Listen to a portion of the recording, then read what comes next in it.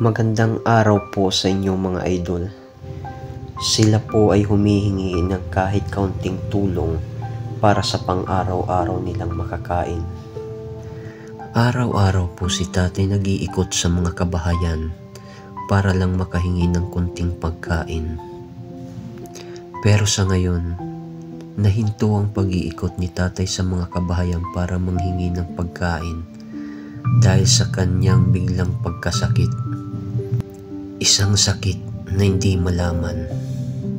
Biglang lumaki na lang ang tiyan ni tatay at nahihirapan na siyang makatayo. Paano na lang ang araw-araw nilang pagkain kung si tatay nahihirapan ng makatayo?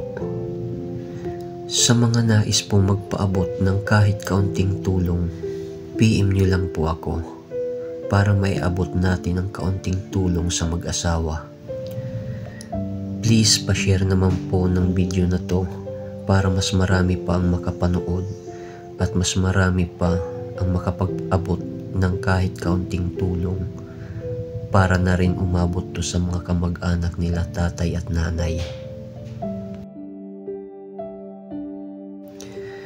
Para naman po doon sa mga kamag-anak nila nanay at tatay. Sana mapanood nyo to para makita nyo kung ano ang kalagayan nilang dalawa. Nahihirapan po sila sa kanilang pang-araw-araw na pagkain. Lalo na ngayon nagkasakit si tatay, nahihirapang makatayo. Gusto ko lang din pala magpasalamat sa mga nagbigay, nagpaabot ng kaunting tulong para sa mag-asawa. Maraming salamat po sa inyo. Sana dumami pa po kayo at mapansin nyo sila nanay at tatay. At gusto ko rin po pala pasalamatan ang mga taong bumibisita para kay nanay at tatay.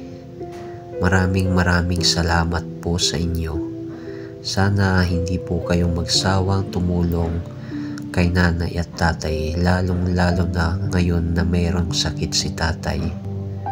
Maraming salamat po.